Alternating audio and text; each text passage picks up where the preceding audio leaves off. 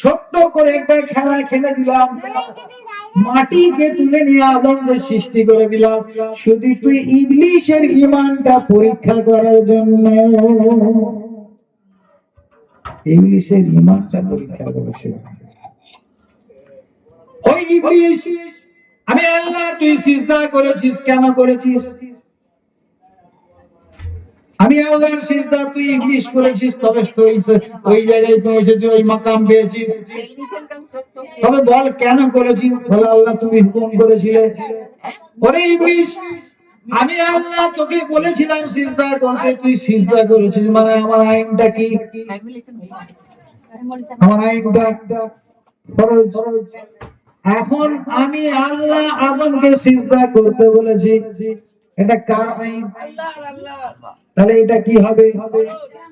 তুই একটা হুকুম আমার মেনে দিস, আর একটা হুকুম মানিস না।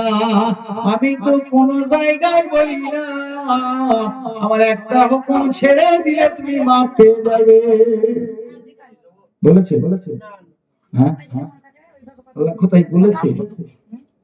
ফরজটা ফরজ, আপনাকে দাড়ি পাল্লায় মেপে দিতে হবে, ওটা হিসাব করে। একটা সরষে বেশি যাবে, কিন্তু আধখানা সরষে কম না হয়।